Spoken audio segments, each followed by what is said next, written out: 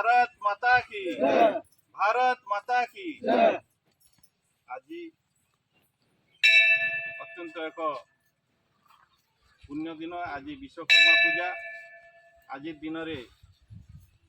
भारत यशस्वी प्रधानमंत्री नरेंद्र मोदी जन्मदिन आर जन्मदिन रु आमे गोटे पक्ष पालन करुचु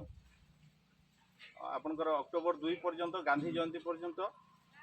आटा पालन करवार मुख्य उद्देश्य है गोटे आम उपहार देला भाया गोटे वार्ता दौचु आर जन्मदिन अवसर रे आज जिन काम करुचु इटा आमर जीवनचर्या का निश्चित भाव आवश्यकता अच्छे गछ नहीं थिले जीवन भी बंचवाटा मुश्किल परिस्थिति एवं जिन परिस्थिति है ना पृथ्वी रे ग्लोबल वृक्ष के भल पाइबाटा एबुटू आपण माने शिखीजन आमर भविष्य के देखिकरी एबुटू सतर्क हो जिमा जी जिन ने पारला आपनकर मां ना गछटे भी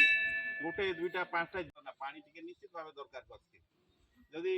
तार सेवा नहीं दमा से गछ नहीं बंचे केवल खाली आज फोटोटे उठी गले आज जदि गछटा सरी जीवा बेले किसी मूल्यहीन ये गछ रूपी करी तेणुक आमे माने आमर भितर आंतरिकता रखू आउ ई गछ के केवल ऑफिसर नुह आमे भी समस्ते जनसाधारण आमर स्थानीय जेते कार्यकर्ता अच्छन आउ ये मंदिर परिसर रे जेते भक्तवत्सल अच्छन निश्चित भाव आसले भगवान के जिन पेन गोटे गड़ू भी दौन गछ के भी गोटे गड़ू पेन दियन से भी जीवंत भगवान ने गछ तेणुक आपण मान के आज शुभ अवसर रे विशेष अभिनंदन जनाऊे आ मोर अनुरोध जिनटा कली आपण मान निश्चित भाव रक्षा करबे जिते 48 डिग्री होता लोक मैंने पानी टांकी मत आसिक आश्रय नौते आने छटपट होकर मरुले किंतु आज पूरा 48 डिग्री गोटे साधारण कथा ही गला जे बैगणी स्तर आम जेन सब छिद्र होगा